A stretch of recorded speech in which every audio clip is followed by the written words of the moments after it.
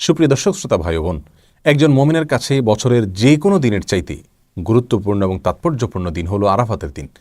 কারণ রাসূলুল্লাহ আকরাম সাল্লাল্লাহু আলাইহি ওয়াসাল্লাম এই দিন প্রসঙ্গে বলেছেন, এই দিনে আল্লাহ সুবহানাহু ওয়া তাআলা যত বেশি সংখ্যক মানুষকে জাহান্নাম থেকে মুক্তি দিয়ে থাকেন, বছরের অন্য কোনো দিনে এত বেশি সংখ্যক মানুষকে আল্লাহ সুবহানাহু ওয়া তাআলা জাহান্নাম থেকে মুক্তি দান করেন না। অপর এক হাদিসে আসছে, তিনি বলেছেন, আফদালুদ দুআই দুআউ ইয়াউমি আরাফা। সারা বছর জুড়ে যে কোনো সময়ে মানুষ যত দোয়া আল্লাহ সুবহানাহু ওয়া তাআলার কাছে করে না কেন, তমধ্য থেকে সবচেয়ে উত্তম, সবচেয়ে বেস্ট দোয়া হলো আরাফাতের দোয়া। প্রিয় দর্শক, আরাফাতের দিনে যারা আরাফাতের ময়দানে অবস্থান করেন, অর্থাৎ হাজী সাহেবগণ, তাদের জন্য রাসূলুল্লাহ আকরাম সাল্লাল্লাহু আলাইহি ওয়াসাল্লাম অনেকগুলো আমলি কথা বলেছেন, বাতলেছেন। আর যারা আরাফাতের দিনে আরাফাতের ময়দানে অবস্থান করছেন না, বরং পৃথিবীর বিভিন্ন প্রান্তে ছড়িয়ে ছিটিয়ে আছেন, যারা হজ করছেন না, তাদের জন্য আরাফাতের দিনে বিশেষ কোনো করণীয় আছে কিনা, আজ আমরা সে বিষয়ে আলোকপাত করতে চাই। প্রিয় দর্শক, এ প্রসঙ্গে শুরুতেই বলতে চাই, আরাফাতের দিনে যারা হজ করছেন না, তাদের জন্য সবচেয়ে গুরুত্বপূর্ণ আমল হলো ওই দিনে নফল সিয়াম পালন করা, নফল সিয়াম রাখা। এ প্রসঙ্গে সহিহ মুসলিমের হাদিসে রাসূলুল্লাহ আকরাম সাল্লাল্লাহু আলাইহি ওয়াসাল্লাম ইরশাদ করেছেন, সিয়াম ইয়াউমি আরাফা আহতাসিবু আলাল্লাহি আন ইউকাফিরা আস-সানাতা আল্লাতী ক্বাবলাহু ওয়াল্লাতী বা'দাহু। অর্থাৎ আরাফার দিনে যদি কেউ নফল সিয়াম রাখে, যারা হজ করছেন না অবশ্যই তাদের জন্য, হাজী সাহেবদের জন্য এটা প্রযোজ্য নয়, তাহলে এই নফল সিয়াম আল্লাহ সুবহানাহু ওয়া তাআলার মাধ্যমে আমি আশা করি যে বান্দার 1 বছর পূর্বের এবং 1 বছর পরের গুনাহ আল্লাহ সুবহানাহু ওয়া তাআলা মাফ করে দিবেন। প্রিয় দর্শক, অতএব আরাফাতের দিনের সবচেয়ে বড় আমল, প্রধান আমল হলো এই দিনে আমরা সিয়াম পালন করব। আরাফাতের দিনে সিয়াম আমরা ঠিক কোন দিনে পালন করব, এ নিয়ে যথেষ্ট ধোঁয়াশা এবং বিতর্ক রয়েছে। স্কলারদের মধ্যে থেকে অনেকে বলে থাকেন, যেহেতু রাসূলুল্লাহ আকরাম সাল্লাল্লাহু আলাইহি ওয়াসাল্লাম আরাফাতের দিন বলেছেন, 9 তারিখ বলেননি, অতএব আরাফাতের দিনটি সৌদি আরবে যদিও চন্দ্র মাসের 9 তারিখ হয়ে থাকে, তারপরেও যেদিন হাজী সাহেবগণ আরাফাতে অবস্থান করছেন আমরা ওই দিনে রাখবো, কারণ আরাফাতের দিন সেটা আমাদের দেশে 8 তারিখও হতে পারে। আর অনেক স্কলারগণ বলেছেন, রাসূলুল্লাহ আকরাম সাল্লাল্লাহু আলাইহি ওয়াসাল্লাম আরাফাতের দিনে সিয়াম রাখতে বলেছেন, আর আরাফাতের দিন যেহেতু 9 তারিখ হয়ে থাকে, অতএব 9 তারিখকেই তিনি মূলত উদ্দেশ্য করেছেন, বুঝিয়েছেন। বিধায় আমরা পৃথিবীর যে প্রান্তে আছি না কেন, আমরা 9 তারিখে রাখবো। আমাদের দেশে যেদিন 9 তারিখ সেদিন রাখবো, সেদিন সৌদি আরবে ঈদের দিনও হতে পারে। যাই হোক, এখানে দুটি মত আমরা দেখতে পাচ্ছি। এই দুটি মতের কোনোটি রাসূলুল্লাহ আকরাম সাল্লাল্লাহু আলাইহি ওয়াসাল্লামের সুস্পষ্ট কোনো হাদিস দ্বারা সরাসরি সমর্থিত নয়, বরং এই দুটি মতই গবেষণামূলক। আমরা যেই মতটি আমাদের কাছে বেশি যৌক্তিক মনে হবে সেটার উপর আমরা আমল করতে পারি। আর যদি উভয় দিনে আমরা নফল সিয়াম রাখি, অর্থাৎ চন্দ্র মাসের 8 এবং 9 উভয় দিনে যদি আমরা সিয়াম রাখি, তাহলে সেটা সবচেয়ে উত্তম। কারণ কোনো বর্ণনা দ্বারায় জিলহজের প্রথম দশকের প্রথম 9 দিনই সিয়াম রাখার কথা, সিয়াম পালন করার কথা বোঝানো হয়েছে, নির্দেশ করা হয়েছে। কোনো বর্ণনা দ্বারা এরকমটি বোঝা যায়। বিধায় আমরা জিলহজের 8 এবং 9 উভয় দিনে সিয়াম পালন করতে পারি। তাহলে আরাফাতের দিন উপলক্ষে সর্বপ্রথম এবং সবচেয়ে বড় কাজ হলো একজন মুমিনের জন্য যারা হজ করছেন না, আরাফাতে অবস্থান করছেন আরাফাতের দিনে, ওই দিনে সিয়াম পালন করবেন। আর দ্বিতীয় আমল হলো লা ইলাহা ইল্লাল্লাহু ওয়াহদাহু লা শারীকা লাহু লাহুল মুলকু ওয়া লাহুল হামদ ওয়া হুয়া আলা কুল্লি শাইইন কাদির। এই বাক্যগুলো বেশি থেকে বেশি বলা, পাঠ করা আরাফাতের দিনে। রাসূলুল্লাহ আকরাম সাল্লাল্লাহু আলাইহি ওয়াসাল্লাম বলেছেন, ওয়া আফদালু মা কুলতু ওয়াল আম্বিয়াউ মিন ক্বাবলি লা ইলাহা ইল্লাল্লাহু ওয়াহদাহু লা শারীকা লাহু লাহুল মুলকু ওয়া লাহুল হামদ ওয়া হুয়া আলা কুল্লি শাইইন কাদির। অর্থাৎ আমি যত বাক্য আমার মুখ দ্বারা উচ্চারণ করেছি, যত জিকির করেছি আমি, এবং আমার পূর্বে যত নবীগণ যত জিকির করেছেন, তার ভিতরে সবচেয়ে উত্তম জিকির হলো এটি। রাসূলুল্লাহ আকরাম সাল্লাল্লাহু আলাইহি ওয়াসাল্লাম এই জিকির আরাফাতের দিনে, এই দোয়াকে, এই বাক্যগুলোকে আরাফাতের দিনে পাঠ করার পরে বিশেষভাবে নির্দেশ দান করেছেন। এই দোয়াগুলো বা এই বাক্যগুলো যদিও হাজী সাহেবদের জন্য, যারা আরাফাতের মধ্যে অবস্থান করছেন তাদের জন্য বলা হয়েছে, তারপরেও এই বাক্যগুলো যারা হজ করছেন না বা আরাফাতের দিনে আরাফাতের ময়দানে বাইরে আছেন তারাও পাঠ করতে পারেন। এটাই বিশুদ্ধ মত। কারণ রাসূলুল্লাহ আকরাম সাল্লাল্লাহু আলাইহি ওয়াসাল্লাম এখানে নির্দিষ্ট করে দেননি যে শুধুমাত্র আরাফাতের দিনে যারা অবস্থান করছেন তারাই পড়বে, বরং আরাফাতের দিনে যে আমলগুলো আছে সেগুলো দিনের সাথে তিনি সম্পৃক্ত করেছেন। হ্যাঁ, যারা সেই দিনে আরাফাতের ময়দানে অবস্থান করে এই বাক্যগুলো বলতে পারবেন বা আরাফাতের ময়দানের যে সমস্ত আমলগুলো আছে সেগুলো করতে পারবেন, সন্দেহাতীতভাবে যারা বাইরে থেকে করছেন তাদের চাইতে তারা অনেক বেশি ফজিলতের অধিকারী হবেন, অনেক বেশি মর্যাদার অধিকারী হবেন, সেটা বলাই বাহুল্য। কিন্তু যেহেতু আরাফাতের দিনের আমলগুলোকে রাসূলুল্লাহ আকরাম সাল্লাল্লাহু আলাইহি ওয়াসাল্লাম দিনের সঙ্গে সম্পৃক্ত করেছেন, অতএব ওই দিনে পৃথিবীর যে প্রান্তে মানুষ থাকুক না কেন, সেই দিনে যদি মানুষ বেশি থেকে বেশি সে আমলগুলো করে, তাহলে তারাও ইনশাআল্লাহ বিইজনিল্লাহ ফজিলত পাবে। অতএব আমরা দ্বিতীয় আমল হিসাবে আরাফাতের দিনে বেশি থেকে বেশি এই বাক্যগুলো পাঠ করব, লা ইলাহা ইল্লাল্লাহু ওয়াহদাহু লা শারীকা লাহু লাহুল মুলকু ওয়া লাহুল হামদ ওয়া হুয়া আলা কুল্লি শাইইন কাদির। আরাফাতের দিনের তৃতীয় আমল হলো, যেহেতু আরাফাতের দিনে সিয়াম পালন করা সুন্নাহ, আর সিয়াম পালন করলে যদি কোনো ব্যক্তি সিয়াম পালন করে তাকে ইফতার করানোর ফলে ওই রোজাদার ব্যক্তি রোজা রেখে যে পরিমাণ সওয়াব পান, ইফতার করানো ব্যক্তিকে আল্লাহ সুবহানাহু ওয়া তাআলা সমপরিমাণ সওয়াব দান করেন। অতএব আমরা আরাফাতের দিনে, যেহেতু অনেকেই রোজা রাখে থাকেন, আমরা রমজান মাসে একে অন্যকে ইফতার করাই, কিন্তু আরাফাতের দিনে, এদিনেও যেহেতু মুসলমানদের মধ্যে বড় অংশের মানুষ সিয়াম পালন করে থাকে, অতএব এদিনে আমরা একে অন্যকে ইফতার করানোর চেষ্টা করব ইনশাআল্লাহ। এই আমলটি আরাফাতের দিনের জন্য নির্দিষ্ট নয়, খাস নয়, বরং এটি যে কোনো সময় আমার কোনো মুমিন ভাই, কোনো মুমিন বোন যখন সিয়াম পালন করবেন, তখন তাকে ইফতার করানোর এই আমলটি ভ্যালিড থাকবে এবং প্রযোজ্য হবে। যেহেতু আরাফাতের দিনে অনেক বেশি মানুষ নফল সিয়াম রাখে বিধায় এই দিনে এই আমলটির কথা আমি যদিও স্মরণ করিয়ে দিলাম। আরাফাতের দিনে আরেকটি আমল আমরা করতে পারি, তা হলো বেশি থেকে বেশি আল্লাহ সুবহানাহু ওয়া তাআলার কাছে দোয়া করা। কারণ রাসূল আকরাম সাল্লাল্লাহু আলাইহি ওয়াসাল্লাম বলেছেন, আফদালুদ দুআ দুআ ইয়াউমি আরাফা। আরাফাতের দিনের দোয়া হলো সারা বছরের যে কোনো দিনের মধ্যে সবচেয়ে উত্তম, সবচেয়ে বেস্ট দোয়া। অতএব এই দিনে আমরা আল্লাহ সুবহানাহু ওয়া তাআলার কাছে বেশি বেশি করে দোয়া করব। আল্লাহ সুবহানাহু ওয়া তাআলা আমাদের সকলকে আরাফাতের দিনে নফল সিয়াম পালন করা এবং লা ইলাহা ইল্লাল্লাহু ওয়াহদাহু লা শারীকা লাহু লাহুল মুলকু ওয়া লাহুল হামদু ওয়া আলা কুল্লি শাইইন কাদির, এই বাক্যগুলো পাঠ করা এবং এই দিনে বেশি থেকে বেশি আল্লাহ সুবহানাহু ওয়া তাআলার কাছে দোয়া করা, আল্লাহ সুবহানাহু ওয়া তাআলার কাছে ক্ষমা চাওয়া। যেহেতু জাহান্নাম থেকে আল্লাহ সুবহানাহু ওয়া তাআলা মুক্তি অনেক মানুষকে দান করে থাকেন, যদিও এটা বেশিরভাগ ক্ষেত্রে এটা হাজী সাহেবদের জন্য, যারা আরাফাতের মধ্যে অবস্থান করছেন তাদের জন্য প্রযোজ্য। তারপর আমরা যারা বাইরে আছি তারাও আল্লাহ সুবহানাহু ওয়া তাআলার কাছে মুক্তি চাইতে পারি। সেই সাথে যারা সিয়াম পালন করে থাকেন আমাদের আশেপাশে জানাশোনা, আমাদের নিকটাত্মীয় অথবা প্রতিবেশীদের মধ্যে থেকে, যে কোনো মুসলমানদের মধ্যে থেকে তাদেরকে আমরা এই দিনে ইফতার করার চেষ্টা করবো। আল্লাহ সুবহানাহু ওয়া তাআলা আমাদের সকলকে আরাফাতের দিনের সমস্ত মর্যাদাগুলোকে নিজের করে নেওয়ার তৌফিক দান করুন এবং আমাদের যে সমস্ত ভাইরা আরাফাতের দিনে আরাফাতের ময়দানে অবস্থান করছেন, আল্লাহ সুবহানাহু ওয়া তাআলা তাদের সমস্ত দোয়াগুলোকে, সমস্ত নেক আমলগুলোকে, সমস্ত ইবাদতবন্দিকে, সমস্ত সুন্নাহগুলোকে কবুল এবং মঞ্জুর করেন। সুপ্রিয় দর্শক শ্রোতা ভাই বোনেরা, রমাদানুল করিম ইবাদতের সবচেয়ে বড় সিজন, আল্লাহ সুবহানাহু ওয়া তাআলার অপার অনুগ্রহ নাজিলের মৌসুম। এটা আমাদের সমাজের সর্বস্তরের মুসলমানরা কম বেশি জানেন এবং সেজন্য রমজান উপলক্ষে আমাদের দৈনন্দিন জীবনে পরিবর্তন আসে। আমলের একটা পরিবেশ, ইবাদতের একটা কসরত সমাজে কম বেশ লক্ষ্য করা যায়। রমজানের পরে ইবাদতের সবচেয়ে বড় সিজন, সবচেয়ে গুরুত্বপূর্ণ মৌসুম হলো জিলহজের প্রথম 10টি দিন। কিন্তু এই 10টি দিন যে অত্যন্ত গুরুত্বপূর্ণ সে সম্পর্কে আমাদের সমাজের জানাশোনা নেই বললেই চলে। এই জন্য জিলহজের প্রথম 10টি দিন আর অন্য সাধারণ যে কোনো দিনের মধ্যে তেমন কোনো পরিবর্তন আমাদের মুসলমানদের জীবনে লক্ষ্য করা যায় না। আমাদের দৈনন্দিন জীবনে কোনো পরিবর্তন দেখা যায় না। আমল এবং ইবাদতের কোনো পরিবেশ, কোনো কসরত সমাজে পরিলক্ষিত হয় না। প্রিয় বন্ধুগণ, কোরআনে কারিমে 30 নম্বর পারা সূরাতুল ফজরের শুরুর দিকে আল্লাহ সুবহানাহু ওয়া তাআলা এই 10 দিনের শপথ করেছেন। আল্লাহ সুবহানাহু ওয়া তাআলা বলেন, ওয়াল ফজরি ওয়া লায়ালিন আশর ওয়াশ শাফঈ ওয়াল ওয়াতর, অর্থাৎ সকালের ফজরের শপথ এবং 10টি রাতের শপথ এবং সেই 10 রাতের মধ্য থেকে জোড় এবং বেজোড় উভয় শ্রেণীর রাতের শপথ।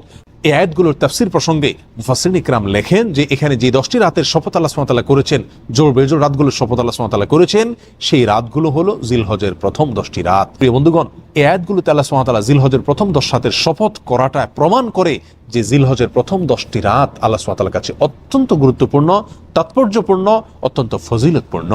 সহিহ বুখারীর এক হাদিসে নবী সাল্লাল্লাহু আলাইহি ওয়াসাল্লাম ইরশাদ করেছেন, মা মিন আইয়ামিন আল আমালুস সালিহু ফীহিন্না আহাব ইলাল্লাহ মিন হাযিহিল আইয়াম। জিলহজের প্রথম 10 দিন নেক আমল করলে, ইবাদত বন্দি করলে আল্লাহ সুবহানাহু ওয়া তাআলা যত বেশি খুশি হন, বছরের অন্য কোনো দিন সমূহে ইবাদত বন্দি করলে আল্লাহ সুবহানাহু ওয়া তাআলা এত বেশি খুশি হন না। অর্থাৎ এই 10 দিনের ইবাদত আল্লাহ সুবহানাহু ওয়া তাআলার কাছে যত বেশি পছন্দনীয়, যত বেশি আল্লাহ সুবহানাহু ওয়া তাআলার কাছে ভালো লাগে, অন্য কোনো সময়ের ইবাদত, অন্য কোনো দিনের ইবাদত আল্লাহ সুবহানাহু ওয়া তাআলার কাছে এত বেশি পছন্দনীয় নয়, আল্লাহ সুবহানাহু ওয়া তাআলার কাছে এত বেশি প্রিয় নয়। সম্মানিত বন্ধুগণ, এই হাদিস বর্ণনা করার পরে সাহাবায়ে কেরামের কেউ কেউ প্রশ্ন তুলেছিলেন, ইয়া রাসূলুল্লাহ ওয়ালাল জিহাদু ফি সাবিলিল্লাহ, আল্লাহর রাস্তায় জিহাদও কি এই দিনসমূহে ইবাদতের চাইতে উত্তম নয়? নবী সাল্লাল্লাহু আলাইহি ওয়াসাল্লাম বলেছেন, ওয়ালাল জিহাদু ফি সাবিলিল্লাহ, অন্য সময় আল্লাহর রাস্তায় জিহাদ করাও এই আমলের চাইতে উত্তম নয়। অর্থাৎ এই দিনগুলো নেক আমল আল্লাহ সুবহানাহু ওয়া তাআলার কাছে অন্য সময় জিহাদ করার চাইতেও উত্তম। তবে হ্যাঁ, এক ব্যক্তি যিনি আল্লাহর রাহে জিহাদে বের হয়ে গেছেন নিজের জান এবং মাল নিয়ে এবং উভয়টি আল্লাহর রাস্তায় কোরবান করে তার এসেছেন, তার কথা ভিন্ন, স্বতন্ত্র। তার মর্যাদা এই জিলহজের প্রথম দশকে ইবাদতকারীর চাইতে বেশি, সেটা ভিন্ন কথা। এই হাদিসটি অত্যন্ত পরিষ্কারভাবে, জোরালোভাবে আমাদেরকে মেসেজ দিয়ে যায় যে জিলহজের প্রথম দশক, এই দশক অন্য সাধারণ দিনগুলোর মতো নয়, বরং এই 10টি ইবাদতের দশক, এই 10টি নেক আমলের দশক। বিশ্ববিখ্যাত হাদিস ব্যাখ্যাতা এবং সহিহ বুখারীর কালজয়ী ব্যাখ্যা গ্রন্থ ফাথহুল বারীর রচয়িতা আল্লামা ইবনে হাজার আল আসকালানী রাহিমাহুল্লাহ তিনি বলেন, জিলহজের প্রথম 10 দিনের এত বেশি গুরুত্ব আল্লাহ সুবহানাহু ওয়া তাআলা কোরআনে কারিমে দিয়েছেন, নবী সাল্লাল্লাহু আলাইহি ওয়াসাল্লাম হাদিসে উল্লেখ করেছেন। তার একটি কারণ হলো এই দশকে ইসলামের যত মৌলিক ইবাদত আছে, সমস্ত মৌলিক ইবাদতের সমাহার পাওয়া যায়, সমস্ত মৌলিক ইবাদতের সমাবেশ ঘটে থাকে এই দশকে। অন্য কোনো দিন সমূহে সমস্ত মৌলিক ইবাদতের সমাহার বা সম্মিলন এরকম ভাবে দেখা যায় না। যেমন ইসলামের সর্বপ্রথম রকম হলো ঈমান। এই ঈমান বছরের অন্য যে কোনো সময় যেরকম থাকতে হয়, জিলহজের প্রথম দশকেও থাকতে হয়। 5 ওয়াক্ত সালাত অন্য সময় যেরকম আদায় করতে হয়, এই দশকে সেটা আছে, বলবৎ আছে। যাকাত বছরের অন্য যে কোনো সময় দেওয়া যায় এবং এই দশকেও দেওয়া যায়। এবং ইসলামের রোকন সিয়ামেরও নজির এই দশকে রয়েছে, কারণ আরাফার দিনে সিয়ামের নির্দেশ নবী সাল্লাল্লাহু আলাইহি ওয়াসাল্লাম করেছেন। এবং ইসলামের 5 নম্বর রকম হজ, সেটা তো কেবল এই দশকেই পালন করা সম্ভব, অন্য কোনো সময় মানুষ চাইলেও পালন করা সম্ভব নয়। আর কোরবানি, সেটাও এই দশকেই রয়েছে। সময়ত বন্ধুগণ, তাহলে বোঝা গেল ইসলামের 5টি রোকনের প্রত্যেকটি আমলের সমাহার, প্রত্যেকটি আমলের দৃষ্টান্ত এবং নজির এই দশকে রয়েছে। অতিরিক্ত হিসাবে কোরবানি সহ আরো অনেক নেক আমল রয়েছে। এই জন্য মুসনাদ আহমদ এবং বাজ্জারের এক হাদিসে নবী সাল্লাল্লাহু আলাইহি ওয়াসাল্লাম এই দশককে বছরের শ্রেষ্ঠ দিনসমূহ বলে আখ্যায়িত করেছেন। আফজালু আইয়ামিদ দুনিয়া বলেছেন, বছরের সবচাইতে সেরা এবং শ্রেষ্ঠ দিন বলেছেন। মাস হিসাবে যেরকম রমজান সবচাইতে শ্রেষ্ঠ এবং সেরা, তার পরবর্তীতেই খুচরা দিনসমূহের মধ্য থেকে এই 10 দিন হলো সবচাইতে সেরা, মর্যাদাপূর্ণ এবং ফজিলতপূর্ণ দিন। এই 10 দিনের কর্মসূচি এবং করণীয়গুলো কি? কোরআন এবং হাদিসের আলোকে এই 10 দিনের বেশ কিছু কর্মসূচি আমরা পাই। তার ভিতরে প্রথম কর্মসূচি হলো আল্লাহর জিকির করা। আল্লাহর জিকির করা সূরা হাজর 28 নম্বর আয়াতে যেদিকে আল্লাহ সুবহানাহু ওয়া তাআলা ইঙ্গিত করেছেন, এই 10 দিনে বেশি বেশি আল্লাহর স্মরণ করা, জিকির করা, কোরআন এবং সুন্নাহ বর্ণিত বৈধ জিকিরগুলোকে সহি পদ্ধতিতে বেশি বেশি করব এই 10 দিনে। দ্বিতীয় কর্মসূচি হলো বেশি বেশি নেক আমল করব। রুটিন যে নেক আমলগুলো আছে সেগুলো অন্য দিনের চাইতে এই 10 দিনে বেশি করার চেষ্টা করব। 5 ওয়াক্ত সালাত অন্য দিনসমূহে যতটা গুরুত্ব দিয়ে আমি আদায় করি, এই 10 দিনে তার চাইতে বেশি গুরুত্ব দিয়ে আদায় করতে হবে। এবং এভাবে যত নেকামল আছে, কোরআন তেলাওয়াত বলেন, দ্বীনি ইলম শিক্ষা করা বলেন, সমস্ত নেকামলগুলো অন্য দিনসমূহের চাইতে এই দিনে বেশি গুরুত্বের সাথে আদায় করার চেষ্টা করতে হবে। কারণ সহিহ বুখারী যে হাদিস আমরা পেশ করেছি, সেই হাদিসে নবী সাল্লাল্লাহু আলাইহি ওয়াসাল্লাম সুস্পষ্টভাবে জানিয়ে দিয়েছেন, এই 10 দিনে নেকামল আল্লাহ সুবহানাহু ওয়া তাআলার কাছে অত্যন্ত প্রিয়, সবচাইতে প্রিয়। বিধায় কোরআন সুন্নাহ বর্ণিত সাধারণ নেকামলগুলো এই 10 দিনে বেশি বেশি করার চেষ্টা চালিয়ে যেতে হবে। 3 নম্বর কর্মসূচি হলো এই 10 দিনে গুনাহসমূহ থেকে বেঁচে থাকার আপ্রাণ চেষ্টা করতে হবে। অন্য দিন সমূহে আপনি যে সমস্ত গুনাহে লিপ্ত থাকেন, এই 10 দিনে চেষ্টা করতে হবে সেগুলো থেকে বিরত থাকার জন্য। অন্য সময় গুনাহ থেকে বেঁচে থাকার জন্য যে পরিমাণ সাধনার চেষ্টা আপনি করেন, এই 10 দিনে আরো বেশি চেষ্টা আপনাকে চালাতে হবে, কারণ এই 10 দিনে নেক আমল করা আল্লাহ সুবহানাহু ওয়া তাআলার কাছে পছন্দনীয়। বিধায় বদ আমল থেকে বাঁচার গুরুত্ব অত্যন্ত স্পষ্ট। 4 নম্বর করণীয় হলো, যাদেরকে আল্লাহ সুবহানাহু ওয়া তাআলা সামর্থ্য দিয়েছেন তারা হজ করবেন। হজ হলো এই দশকের সবচেয়ে গুরুত্বপূর্ণ এবং প্রধান আমল বলা যেতে পারে। 5 নম্বর আমল হলো কোরবানি করা। যাদেরকে আল্লাহ সুবহানাহু ওয়া তাআলা সামর্থ্য দিয়েছেন তারা কোরবানি করবেন এই দশকে। 6 নম্বর আমল হলো, যারা কোরবানি করার প্রতিজ্ঞা করেছেন, কোরবানি করার ইচ্ছা পোষণ করেছেন, তারা এই দশক উপলক্ষে মাথার চুল, হাত এবং পায়ের নখ এবং অন্যান্য পশম ইত্যাদি এগুলো কাটবেন না, ছিঁড়বেন না। জিলহজের চাঁদ ওঠা থেকে নিয়ে কোরবানি পর্যন্ত তারা এই চুল, নখ ইত্যাদি কাটা থেকে বিরত থাকবেন। এ বিষয়ে সহিহ মুসলিম হাদিসে নবী সাল্লাল্লাহু আলাইহি ওয়াসাল্লাম আমাদেরকে নির্দেশ করেছেন। 7 নম্বর আমল হলো বেশি বেশি তাকবীর, তাহমিদ এবং তাহলিল পাঠ করা। নবী সাল্লাল্লাহু আলাইহি ওয়াসাল্লাম বলেছেন, ফাকসিরু ফিহিন্না মিনাত তাকবীরি ওয়াত তাহলিলি ওয়াত তাহমিদি। প্রথম দশকে তোমরা বেশি বেশি আল্লাহ সুবহানাহু ওয়া তাআলার বড়ত্ব বর্ণনা করো, আল্লাহর একত্ববাদ বর্ণনা করো এবং আল্লাহ সুবহানাহু ওয়া তাআলার প্রশংসা করো। একত্রে পাঠ করার জন্য বেশ কয়েকটি ফরম্যাট বর্ণিত হয়েছে হাদিসে। তোর মধ্যে থেকে একটি হলো আল্লাহু আকবার, আল্লাহু আকবার, লা ইলাহা ইল্লাল্লাহ, আল্লাহু আকবার, আল্লাহু আকবার, লিল্লাহিল হামদ। আমাদের সমাজে জিলহজের প্রথম দশক উপলক্ষে কিছু মানুষকে হজ করতে দেখা যায়, আর সমাজের বেশিরভাগ মানুষকে কোরবানির প্রস্তুতি নিতে দেখা যায়, কোরবানির মহড়া পরিলক্ষিত হয়। কিন্তু এই দশকের এই যে আমলটি, তাকবীর, তাহমিদ, তাহলিলের আমলটি আমাদের সমাজে খুব একটা দেখা যায় না, অথচ এটি এই দশকের তৃতীয় গুরুত্বপূর্ণ আমল বলা যেতে পারে। এ দশকের সবচেয়ে গুরুত্বপূর্ণ আমল যদি হজ হয়ে থাকে, কোরবানি যদি দ্বিতীয় হয়ে থাকে, 3 নম্বর সবচাইতে গুরুত্বপূর্ণ আমল হলো এই দশকে বেশি বেশি তাকবীর, তাহমিদ এবং তাহলিল পাঠ করা। সাহাবী আবু হুরায়রা এবং আব্দুল্লাহ ইবনে ওমর রাদিয়াল্লাহু তাআলা আনহুমা তারা এই দশকে বেশি বেশি তাকবীর, তাহমিদ এবং তাহলিল পাঠ করার জন্য বাজারে চলে যেতেন এবং বাজারে গিয়ে তারা উচ্চ স্বরে এই তাকবীর, তাহমিদ এবং তাহলিল পাঠ করতেন, উদ্দেশ্য যাতে করে শুনে অন্যরাও পাঠ করতে পারে। আমাদের মধ্যে কয়জন মুমিন আছি যারা এই সৎসাহস রাখি যে আমি বাজারে গিয়ে, দোকানে গিয়ে, মার্কেটে গিয়ে উচ্চ স্বরে তাকবীর, তাহমিদ এবং তাহলিল পাঠ করবো, এই আশায় যেন আমার তাকবীর, তাহমিদ, তাহলিল শুনে অন্যদেরও স্মরণে আসে, তারাও পাঠ করে। প্রিয় বন্ধুগণ, এই আমলটিকে সমাজে পুনর্জীবন দেওয়া অত্যন্ত গুরুত্বপূর্ণ। চেষ্টা করি জিলহজের প্রথম দশক উপলক্ষে দিনে রাতে চলতে ফিরতে, উঠতে বসতে, কর্মস্থলে, নিজের বাসস্থানে, সর্ব জায়গায় তাকবীর, তাহমিদ এবং তাহলিলের রব উঠাই দিই এবং পড়তে থাকি, অন্যকে শুনে শুনে পড়তে থাকি, উচ্চ স্বরে পড়তে থাকি। আল্লাহু আকবার, আল্লাহু আকবার, লা ইলাহা ইল্লাল্লাহু, আল্লাহু আকবার, আল্লাহু আকবার, ওয়ালিল্লাহিল হামদ। 8 নম্বর আমল হলো এই একই দোয়া আইয়ামে তাশরিকে প্রত্যেক সালাতের পরে নারী পুরুষ সকলে একবার করে পাঠ করা, অর্থাৎ ঈদের দিন এবং ঈদের পরে আরো 2 দিন, এই 3 দিন ফজর থেকে এশা পর্যন্ত প্রতিটি সালাতের পরে কমপক্ষে একবার করে আল্লাহু আকবার, আল্লাহু আকবার, লা ইলাহা ইল্লাল্লাহ, আল্লাহু আকবার, আল্লাহু আকবার, লিল্লাহিল হামদ, এটা বা অন্য যে কোনো ফরম্যাট হাদিসে বর্ণিত হয়েছে, এইসব ফরম্যাটে তাকবীর, তাহমিদ এবং তাহলিল পাঠ করা। এটি হলো 8 নম্বরের আমল। 9 নম্বরের আমল হলো আরাফার দিনে নফল সিয়াম রাখা। নবী সাল্লাল্লাহু আলাইহি ওয়াসাল্লাম বলেছেন, সিয়ামু ইয়াউমি আরাফাতা আহতাসিবু আলাল্লাহি আন ইউকাফিরা আস-সানা আল্লাতী ক্বাবলাহা ওয়াল্লাতী বা'দাহা আও কামা ক্বাল। অর্থাৎ আরাফার দিনের সিয়াম কেউ যদি রাখেন তো আল্লাহর প্রতি আমার ধারণা হলো যে তার পূর্বের পেছনের 1 বছরের গুনাহ আল্লাহ সুবহানাহু ওয়া তাআলা মাফ করে দিবেন এবং সামনের অগ্রিম 1 বছরের গুনাহ আল্লাহ সুবহানাহু ওয়া তাআলা মাফ করে দিবেন। যদি সামনের 1 বছর কারোর বাঁচার তৌফিক না হয় তো আল্লাহ সুবহানাহু ওয়া তাআলা তাকে হয়তো 1 বছরের নেক আমল তার আমলনামায় দিয়ে দিবেন। অনেকেই বলেছেন জিলহজের 1ম থেকে 9 তারিখ পর্যন্ত প্রত্যেকটা দিনই নফল সিয়াম রাখার গুরুত্ব রয়েছে। যাদের সামর্থ্য আছে প্রত্যেকটা দিন রাখি, আর যদি সামর্থ্য না থাকে কমপক্ষে আরাফার দিনে, যেদিন হাজী সাহেবরা আরাফাতের ময়দানে অবস্থান করেন সেই দিনে আমরা এই চেষ্টা করি। আল্লাহ সুবহানাহু ওয়া তাআলা সকলকে তৌফিক দান করেন। 10 নম্বর আমল হলো ঈদুল আজহার সালাত আদায় করা এবং ঈদ উপরান্ত সমস্ত সুন্নাহগুলো পালন করা। জিলহজের 1ম দশকের 10টি কর্মসূচি আবারও আমি এক নজরে বলে দিচ্ছি। প্রথম কাজটি হলো বেশি বেশি আল্লাহর জিকির করা, দ্বিতীয়ত হলো বেশি বেশি নেক আমল করা, 3 নম্বর হলো গুনাহ থেকে বেঁচে থাকার জন্য বেশি বেশি চেষ্টা করা, 4 নম্বর হলো যাদের হজ ফরজ হয়েছে এবং হজ করার সামর্থ্য আছে তারা হজ করা, 5 নম্বর হলো যাদের কোরবানি করার সামর্থ্য আছে তারা কোরবানি করা, 6 নম্বর হলো যারা কোরবানি করার প্রতিজ্ঞা করেছেন, নিয়ত করেছেন তারা হাতের নখ, পায়ের নখ, মাথার চুল এবং অন্যান্য পশম ইত্যাদি জিলহজের 1ম দশকে না কাটা। নম্বর হলো এই দশকে উঠতে বসতে চলতে ফিরতে বাজারে ঘাটে সব জায়গায় নারী পুরুষ সকলে তাকবীর তাহমিদ তাহলিল বেশি বেশি পাঠ করা। পুরুষরা জোরে জোরে পড়বেন, নারীরা আস্তে আস্তে পড়বেন। আল্লাহু আকবার আল্লাহু আকবার লা ইলাহা ইল্লাল্লাহু আল্লাহু আকবার আল্লাহু আকবার ওয়ালিল্লাহিল হামদ। 8 নম্বর আমল হলো এই একই তাকবীর তাহমিদ তাহলিল আইয়ামে তাশরিকে প্রত্যেক ফরজ নামাজের পরে একবার করে পাঠ করা। আর 9 নম্বর আমল হলো আরাফার দিনে নফল সিয়াম রাখা এবং সম্ভব হলে 1 থেকে 9 তারিখ পর্যন্ত প্রত্যেকটা দিন নফল সিয়াম রাখা। 10 নম্বর আমল হলো ঈদের দিনের সমস্ত সুন্নাহ পালন করা, ঈদের সালাত আদায় করা। রমজানের পরে আয়তনে এবং গুরুত্বের বিচারে দ্বিতীয় বৃহত্তম ইবাদতের নেক আমলের এই সিজন সম্পর্কে আল্লাহ সুবহানাহু ওয়া তাআলা আমাদের সকলকে সচেতন হওয়ার, গুরুত্ব আরোপ করার তৌফিক দান করুন। বন্ধুগণ, জিলহজ তো প্রতি বছর একবার করে আসে। আমার জীবনে জিলহজ কতবার এসেছে, কিন্তু জিলহজের 1ম দশকে নেক আমলের গুরুত্বের কোনো ছাপ আমার জীবনে কি আদৌ পড়েছে? এই প্রশ্ন আমরা প্রত্যেকে যার যার নিজের কাছে রাখি এবং এই প্রশ্নের আলোকে জীবনের অবশিষ্ট জিলহজগুলোকে ভিন্ন মাত্রায় নেক আমলের মাধ্যমে কাটাবার চেষ্টা করি। সুপ্রিয় দর্শক, আরাফাতের দিনের সিয়াম এটি নফল সিয়ামের মধ্যে অন্যতম শ্রেষ্ঠ এবং ফজিলতপূর্ণ একটি সিয়াম।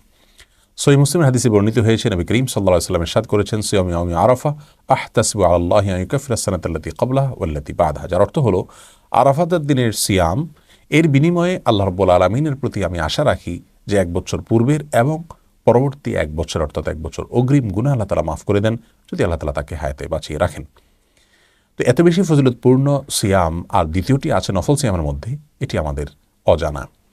এজন্য আরাফাতের দিনে সিয়াম রাখার ব্যাপারে প্রত্যেক মুসলমানের বিশেষ গুরুত্ব থাকা উচিত। আর এই সিয়ামটি শুধুমাত্র যারা হজ করছেন না, আরাফাতের ময়দানে অবস্থান করছেন না তাদের জন্য প্রযোজ্য, অর্থাৎ পৃথিবীর বিভিন্ন প্রান্তে যারা আছি আমরা তারা রাখবো, হাজী সাহেবরা রাখবেন না। আরাফাতের রোজা কবে রাখতে হবে এটা নিয়ে অনেকেই বিভ্রান্তির মধ্যে পড়ে যান এবং জিলহজের 1ম দশক আসলে অনেকে এটা নিয়ে বিতর্ক বর্ষায় লিপ্ত হন, এমনকি মুসলমানের আখলাকের যে গণ্ডি বা সীমানা সেটা থেকে নিচে নেমে যান। ইবাদতের মৌসুমগুলোতে শয়তান আমাদেরকে জাতীয় অনেক বিষয়ে অনেক বেশি ব্যতিব্যস্ত করে রাখে এবং আমাদের আখলাকগুলো নষ্ট করে ফেলে। এরপরে আমাদের সতর্ক থাকা উচিত। আরাফাতের রোজা কবে রাখবো আমরা, এ বিষয়ে ওলামায়ে কেরামের 2টি মত আমাদের সমাজে প্রচলিত আছে।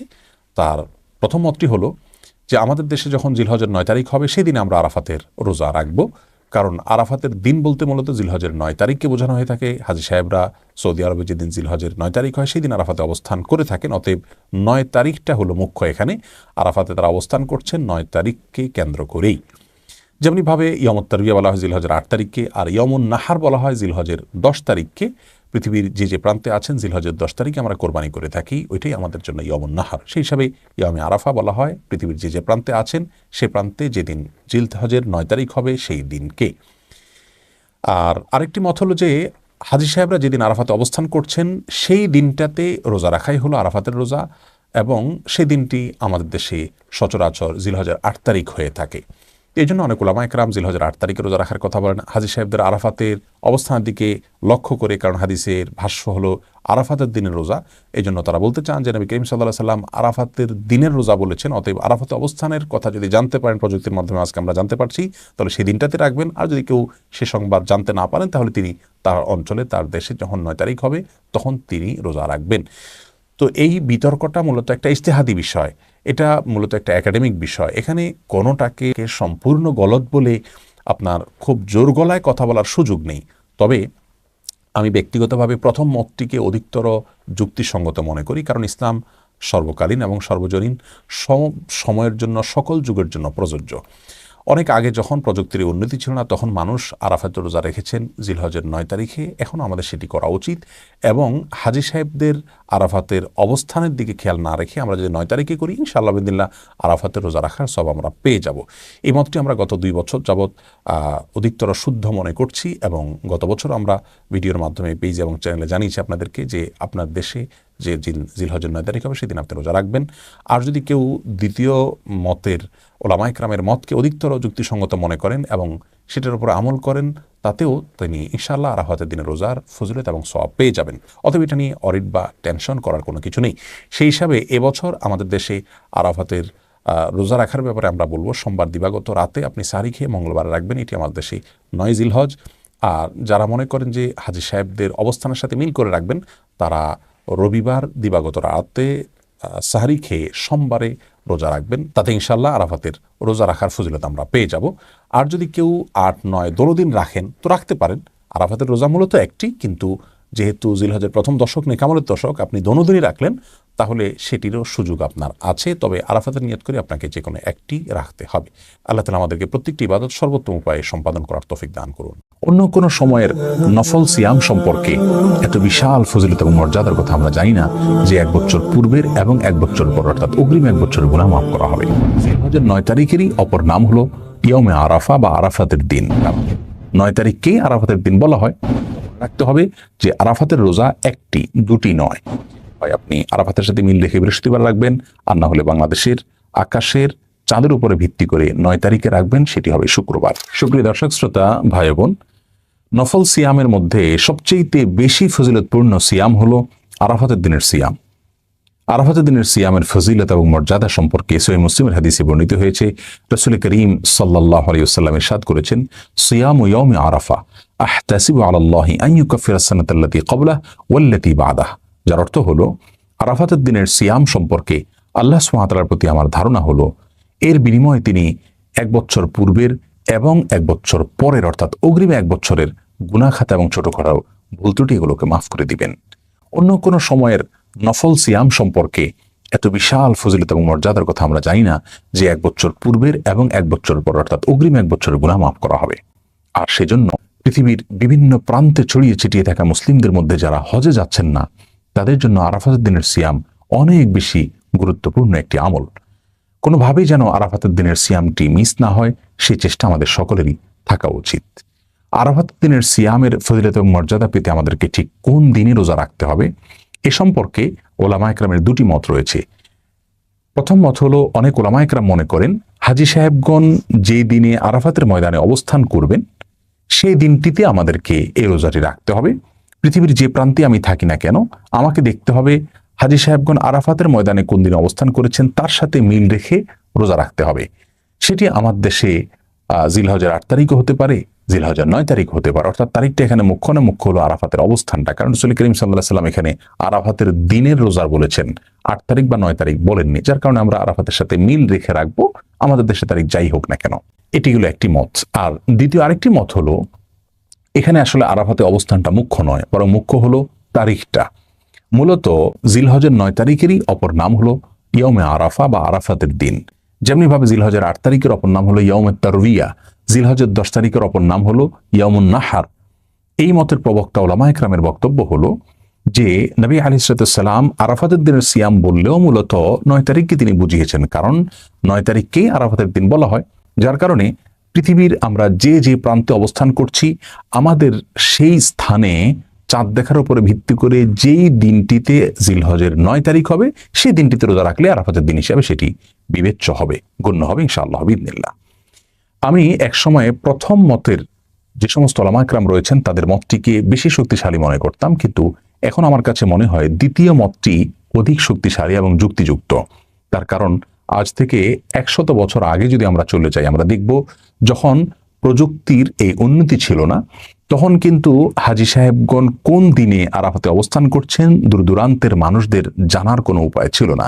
তারা আরাফাতের দিনের রোজা নিশ্চয়ই তাদের দেশের চাঁদ দেখার উপরে ভিত্তি করে, তাদের ভূখণ্ডের চাঁদ দেখার উপরে ভিত্তি করে নিশ্চয়ই তারা জিলহজের 9 তারিখে রেখেছে। অতএব এটাই সবচেয়ে স্থায়ী এবং টেকসই মত বলে আমার কাছে মনে হয়।